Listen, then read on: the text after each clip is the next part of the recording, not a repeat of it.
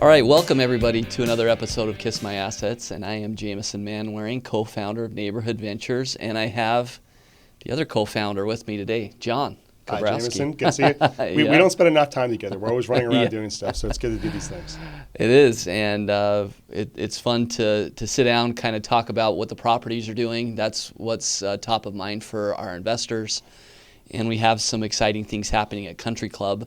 And Country Club is a little bit unique because there's several things happening at the same time. We're finishing up renovations, and at the same time, we're working with the city on a rezoning process. So maybe just to jump in, we'll start out with kind of your overall thoughts about how the renovation's going at Country Club. Yeah, so a big process for us. So remember, this is 120 units. This is a substantial project for us. The good news is I think we're at the tail end. In fact, I know we are. Our construction guys telling us another week or so we'll be done with that project.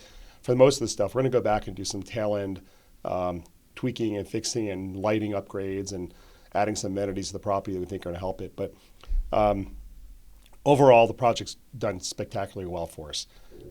We haven't run into any kind of major problems. A couple of things we had to adjust on it are things that have worked out even better for us. So what do we talk about? Things I always like bring up things that we didn't expect. We didn't know that our lock systems that we were kind of hoping to use for the hotel were 25 plus years old, and they were the old key system, right? So they were the ones that never were going to hold up, and the keys lose their magnetic coating very easily.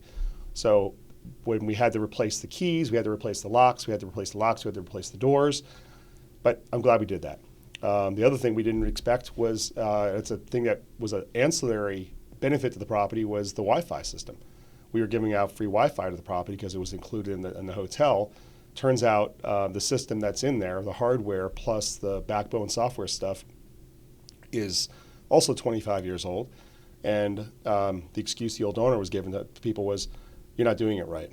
Well, we found out everybody's doing it right. It's just the system keeps failing. So this week we're running new fiber inside the property. We're putting in brand new hardware, and we're upgrading it. So we're going to have full encryption level, sonic wall, fully protected Wi-Fi at the level we should have, and something that works really well with the property. Yeah, the other unique thing about this is that the rooms all have Cox cable that are included. So as we convert this ultimately to an apartment building, the utilities will all be covered for the residents, including the channels on their TV and some access to internet, right? The access to the internet will be Wi-Fi, but if they want to take it to the next level and add a modem that plugs into the coax wire, they can do that, and they have a full plug-in internet, high speed. But all these things we've learned, and the property looks really, really, really nice. So a couple of things, if somebody went out there today that they would notice, first off, our clubhouse is 99% done. Pool table, furniture, new flooring, paint. Selena, our on-site manager, is basing her office out of there. It looks really, really nice. So that's put together really well. Second thing you notice, of course, the outside paint, the landscaping, the pool area, it looks completely different. Yeah, it was a busy weekend last weekend. Folks out at the pool area like we haven't seen before, and I think it was partly because it looks so good. And it's almost there. We've got the Mermata gazebo. I haven't been out there since last week, but I think they were putting the tile on the countertop there because that wasn't done right underneath the old ownership. That's been redone. We're putting a sink in there for use. We already have a barbecue. We have these little, I don't know what you call them, little gazebo areas, little day beds that people can sit out on. It looks really nice out there. We've added some solar lighting, and then we're going to top it off with going back now and tweaking some other lighting. We're putting paving stones into one section of the back of the property that was kind of dirt and grassy but not really working. And then we're adding turf to another area that was a retention area, because what we had years ago was if you had a retention area for water to pool in, you had river rock, those big round river rocks, which is good, but it ended up just getting dirty and messy, and there's no other use for it. So we can have the same effect, an area that's a little bit bellied and pooled so it retains water, but we're going to line it now with faux grass and that fake grass turf. Not going to fence it, but it's kind of the area people can sit at. It's a little dog play area within our courtyard. And then the last thing we're going to do that we hadn't even anticipated in the beginning was we're going to keep our 2 laundry rooms. We're going to add our own machines to it, and then we're going to add to what used to be the commercial laundry space, which has all the gas, water, drain, electricity hookups. We're going to add our own machines. So now we're going to go from having 4 machines, I think we had on the property, 2 in each little room, to now having maybe 16 machines that we own with credit card systems, which our residents are going to totally enjoy. So they can swipe their credit card, debit card, and do their own laundry.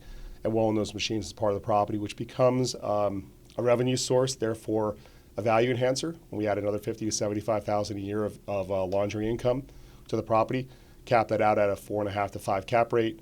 And it makes a lot of sense. Turns into another $250,000 plus of value. Yeah. So those things are going really well. And then the interiors are turning out very, very well. Furniture looks good. Construction guys got it all figured out.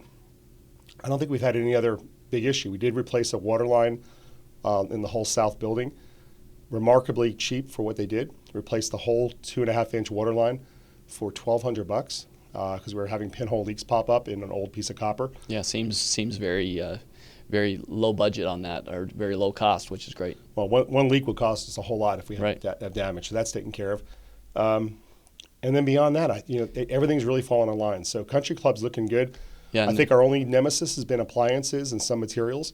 So we're still waiting for our last set of refrigerators right now to come in, which should be coming in on the 17th, so next week. Yeah, and these refrigerators are a little smaller, so a little harder to get.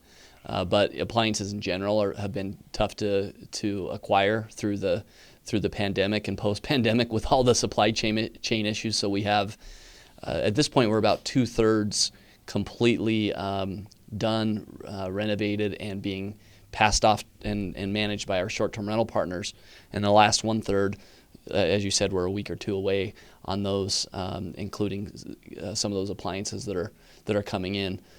And as I remember the first time we went and looked at this building, and then last summer, and now think about what that looks like when you pull up to the building, when you go look at the courtyard, when you see the gym. It's a pretty amazing transformation. Oh, I was trying to forget about the gym. Yeah. Yeah, the gym looks incredible. It's not a full-on, it doesn't compete with Lifetime Fitness or, 24-Hour Fitness or LA Fitness. It's just enough to have the right equipment, and I think it looks fantastic. Putting it front and center in a room with great lighting and overlooks a pool area works really well. Yeah. So I think all that stuff's come together. An update on the zoning. So Yep. we've identified exactly what we need to do. I know this seems like we've been dragging our feet to some people that we haven't got the zoning in place. It wasn't a priority because we didn't need it to be a priority. As you've told me before, we're taking advantage of the short-term rental seasonality, and right now is the time where we're making plenty of money on our short-term rentals. Yeah, now through the summer, through May, it's a peak season for short-term folks here. So the property's doing really well on the short-term side. And we've already got the furniture from the hotel that we bought, the hotel North Phoenix. So this was a perfect move for us. But as far as our planning and zoning stuff, we've got our attorneys, our architects have all worked together. We've identified exactly the submittals we have to make. There's quite a few. We have absolute support by the city. The vice mayor has been fantastic, Vice Mayor Duff. Other local council members have been fantastic and supportive. It's up to us to make those final submittals, and these things are not small reports. They're fairly detailed reports. We had to hire a traffic parking engineer. We had to hire some other professionals to come out and measure the property and show what deficiencies we had as compared to a brand new built property. I know it's not new built, but that's the way the cities look at it. Yeah, well, anytime you take a current use and a current approved zoning and you want to change it, it's kind of the opportunity for the city to come in and look at it as if it's a ground up, or if you want to really do this, or we're gonna make you do it the way we want. Which is good because it's the opportunity for the city to correct some of the wrongs of the property. But we already have fire safety systems, good access systems. We've got things on that property that wouldn't have been there in a 1985 constructed property that we've taken up to the next level. So this works for the neighborhood really well. A short-term rental is definitely bringing in the income while we're putting this together.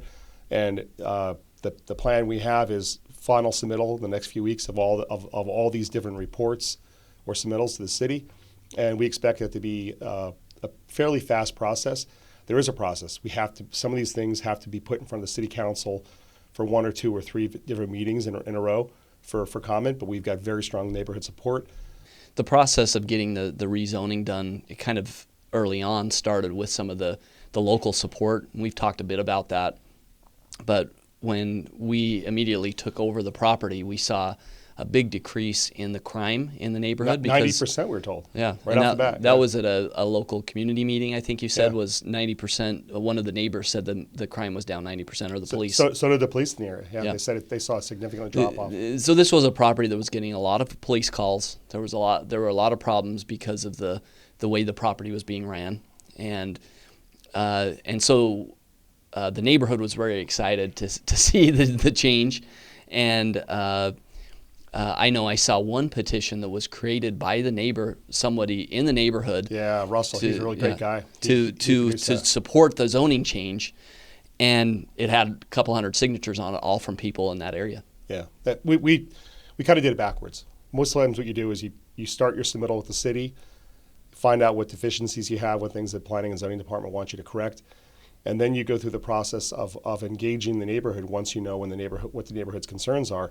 We knew we'd have a real strong support from the neighborhood based on the problems the property had, and us coming in and making the changes was the right thing to do. And there's so many other reasons why we're going to do this. Vice Mayor Duff's been very vocal about this, and we're very happy to support it. But the city of Mesa's got a strong HUD subsidized housing program, and they have people on waiting lists that want apartments. Yep. And unfortunately, the way the market is, it's not any more difficult to rent to somebody who's on a HUD program. But, we call it a voucher program, and you get the same rents, sometimes even higher. It's just easier to put one sign up and have a regular market rate tenant rent. So the folks that are on those programs don't get the same opportunity because there's a few more steps to go through to rent through the city to a HUD tenant. We've made the agreement, and we were very happy to do it, that we're going to first start off and rent to a lot of the tenants that are in those programs. They pay great rent. They really like properties like ours that have all utilities included. It makes their lives easier. Sometimes they can't get utilities put in their name very easily.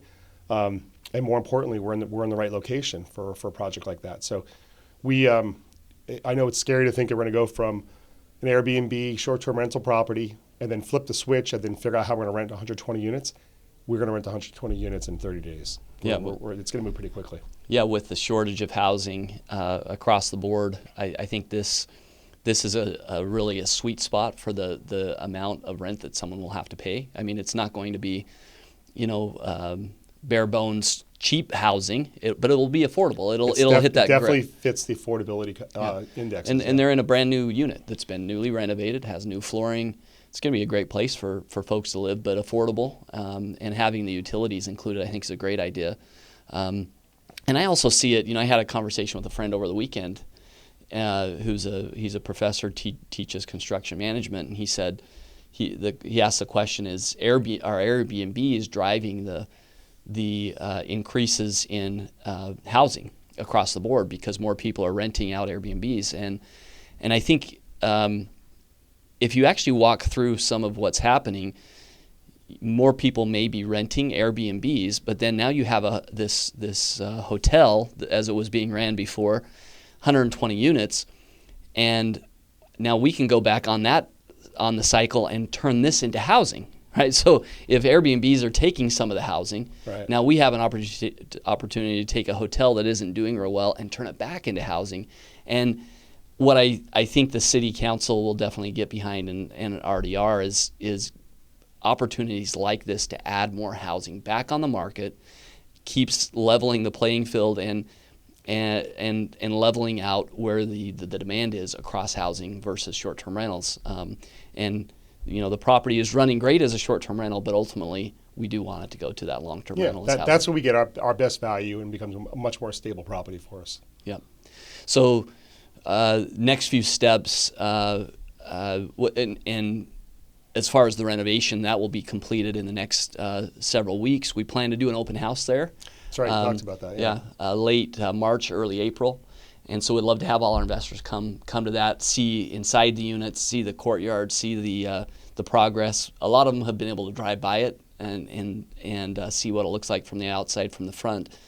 And then you could give a little bit more color as far as timing. We aren't saying a specific time of when we expect the rezoning to be completed, but we do think it'll happen sometime this year. Is that right? Yeah, we're at this point we're controlling the timing on that, and the submittals that our attorneys have put together are ready, and I think the traffic study was finished 2 weeks ago, and all we have to do now is package up the drafts that they have, tweak a couple things, and then submit.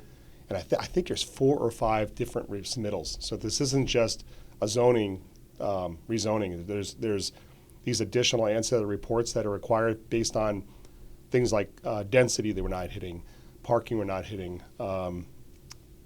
some other things that a new building would have had. I can't think off the top of my head, but there's some other issues about fire safety and stuff, which we hit, but on a brand new building they would want some other things added to it. So even garbage, like we have what I feel is adequate garbage service, but according to their metrics on a 120 unit building, we have to add another garbage dumpster for us, which then ultimately loses a parking spot.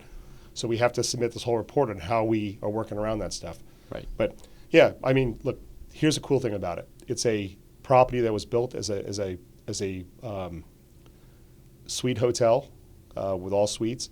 We've upgraded everything, and because of that, it's centered around a gorgeous courtyard. So if this was an apartment building, the amenities that we'd have would be a lot less, a lot more limited than we'd have on the property now. But that when you walk outside and that entire pool, waterfall, ramada, jacuzzi, all that stuff's out there, it just works really well. And I think it works really, really well in Arizona to have that stuff available. Yeah. Yeah, looking forward to having all our investors out there. So thanks for coming on, giving us an update on Country Club, and we look forward to seeing everybody at the open house here soon. Good. Thank you.